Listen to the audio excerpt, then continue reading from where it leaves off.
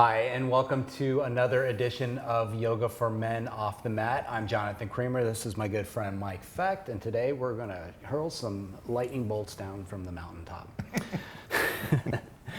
I got this question a while back from a guy named Bill C. in Tampa, and I thought we should redress this question because I have Mike sitting here next to me, and I'd love to get his input on things, and we've talked about this in person and private between us, and we thought we'd want to kind of come out here and revisit this question and get back to it. So let me read that. I recently started my yoga practice and I'm really enjoying the way I'm feeling because of it. I practice about 3 times a week, but I find that sometimes I'm very sore afterward and it takes me a few days to recover. I'm wondering if I'm practicing too much. How often should I do yoga? And that's a great question. For me, when I first started practicing, I found I overdid it way too much, and I was pretty much living in a state of constant soreness from not really giving myself time to recover. So having more than a few years under my belt doing a consistent yoga practice, I found for me that was just being consistent has been much better carrying my practice forward than trying to get it in 3 times a week all at once. Mm-hmm. Consistency is huge in dealing with the soreness that we experience from our yoga practice. I mean, even if you broke it down and like we do, based on what it is that you need that day, then you're going to find that you're not needing a super physical practice every single day of the week. But if you just spend, even 20 minutes where you're going through some hip openers, some twists, and some light back bends, I think you'll find that to be huge in terms of dealing with that soreness that you're experiencing. But yeah, and I think to your point is just not looking at it, not approaching it like you would typically approach a workout. No. Where it's just like, I'm going to break myself down and then recover. Right, here's what I'm written. It's written I must do this this day, and therefore I should do this come hell or high water. Yeah, in this question, Bill didn't really, I don't think he mentioned how long he's been practicing. I'm going to just kind of assume that he's new and keeping with the consistent. I'd prefer you actually do less, to be honest. If you're really new, I'd actually prefer you do less, but just be more consistent about it. And by less, I mean, it's not like going to the gym. It's not, I'm going to go put in my hour because that's how much I have. It's, can you get 20 minutes a day? Can you get 20 minutes in a day 3 or 4 times a week? Now, can you string that 20 minutes together for 3 months? And lo and behold, now you have a yoga practice. Mm-hmm. So it's less, but more in a way. Starting out, it can be difficult in that you're trying to find what style works for me, what studio, what teacher. For a lot of people, it might just be like, I am just starting to practice yoga. I don't even know exactly that there even are styles. Yeah, and what does that mean that I can do 20 minutes if a class is 75 minutes, right?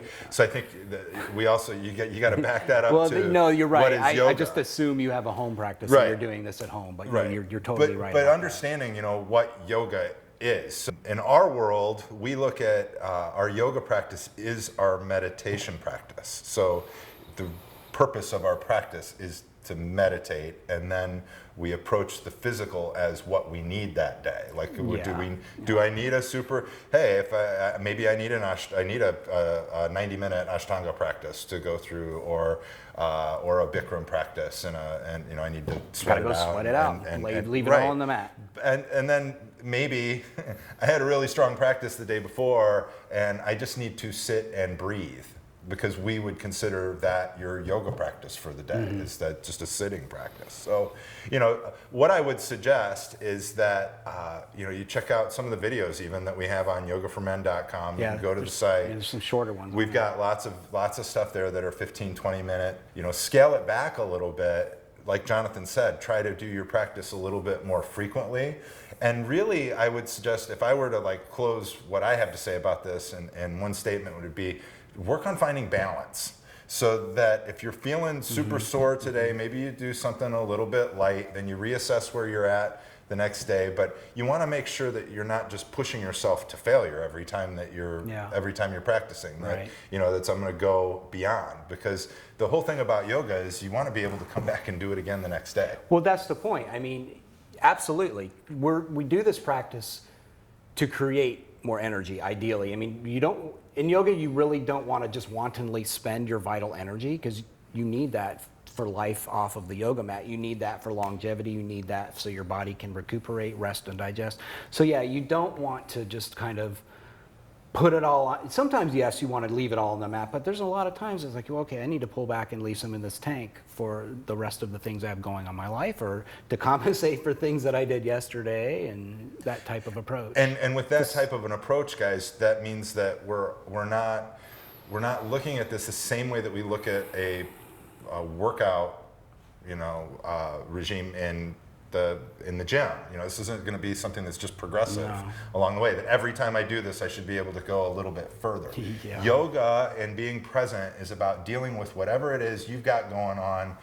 We talk about it in each breath, in each half of each breath, Yeah, I right? love that cue. Each inhale, each exhale. I'm totally stealing that cue.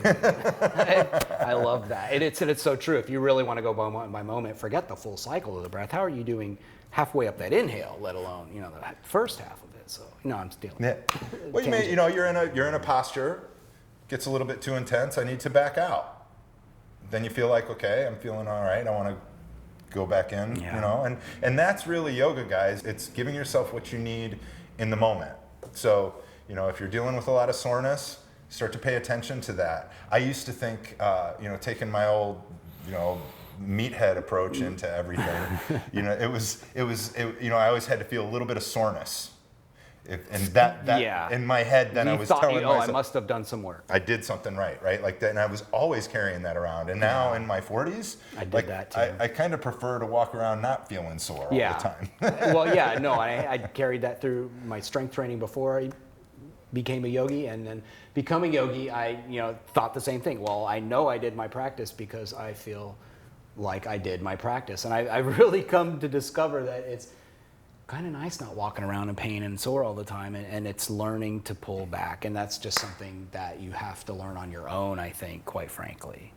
So that's the whole first part of that question. Let's dive into another point of this, Bill, and that's being honest with yourself. And Mike kind of touched upon this earlier when he said, well, you might not even know what practice is right for you, and I think, yes, absolutely. Be honest with yourself. How much do you need, and are you doing the right practice for you? And that takes some work and discovery and research and compare and contrast as well. Because coming in as a newcomer, I don't know what Ashtanga is. I don't know what Hatha is. I have no idea what any of these things mean. But you know how you feel when you do them. And for me, that was a big part of coming up in the practice, was like realizing, like, hot yoga, for me, I don't really do hot yoga. I like heated yoga, but hot yoga leaves me extremely drained, and I'm actually the kind of person I am. I'm really prone to wanting to do hot yoga and sweat, because I don't sweat easily. So it's kind of addictive for me. But I find that when I do hot yoga, I gotta sleep for a day or two afterwards, and I don't end up feeling so well. And yes, I love to do it. Is it balancing for me as a human being and a person? No, it's not. Absolutely not. For me, less is more. Don't overheat. I know if I start beginning to sweat, the first time I see those drops of sweat hit the mat, there's a part of me that says, oh, hell yes, here we go, let's rock and roll. And there's the more logical, sensical part of me that knows, okay, you're at your edge, you don't need to push further, because you know how you'll feel if you do. So yeah, it's being honest with yourself. Yeah, all I would say to speak to that point is when Jonathan's talking about pulling back, that's for probably 99% of us. That's really being honest with ourselves, right? That's hard to do. So just paying attention. If you're dealing with a lot of soreness, then chances are you're the type of person that's going to push. So just be aware of that tendency to push. And if you aren't aware, then don't worry, you'll get hurt, and injury will teach you everything that you need to know. Well, they'd say injury can be your best teacher, and unfortunately that's often true.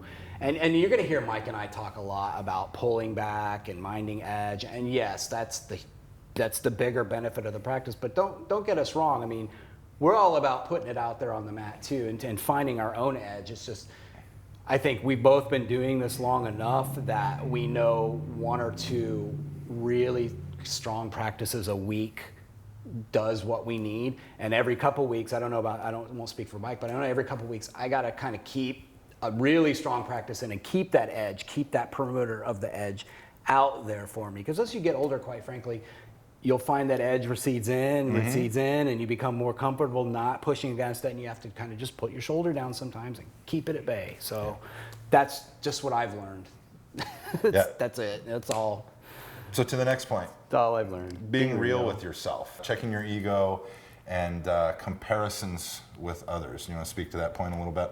Well, it's paying attention to what's happening on your mat, on your own mat, and hopefully only your mat. And that's tough. Yoga is such an inward practice. It should be an inward practice.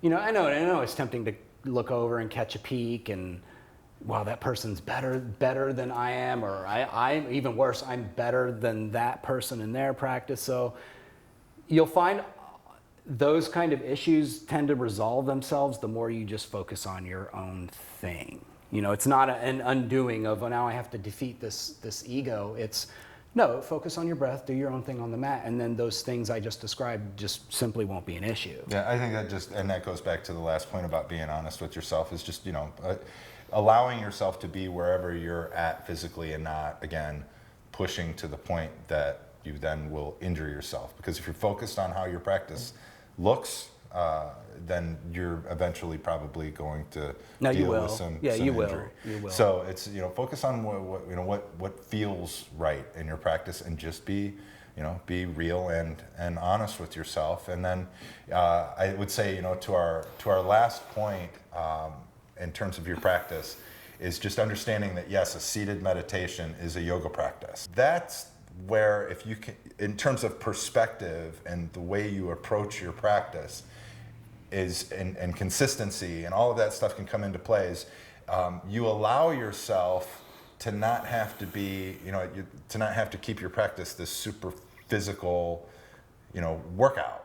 In other words, I'm practicing for the right reasons. If your practice is meditative, and if you're practicing because of the meditative nature of the practice, you're going at it the right way. Yeah. If you're looking at it like, oh, I'm going to go get my workout in, then you're more likely to push past to the point of injury, right? Because because it becomes all about the aesthetic, and it's not about what's really going on inside. And when you're honest with yourself, then you tend to pull back a little bit, right? When you're doing the things to get yourself into the you're putting yourself mentally in the best place you can be. So then what comes out of that then is going to be a more solid yoga practice, rather than just a workout. And well-rounded. And that includes sitting and breathing and all of those things that people deem boring. Quite frankly, I think those should be leading the physical practice, and the physical practice stems out of the sitting and breathing and the honesty. Yeah. So on those days where, you might be super sore and you're just thinking that, I don't want to do anything today, maybe you're just fatigued, allow your practice just to be a seated meditation. Yeah, that's a full practice.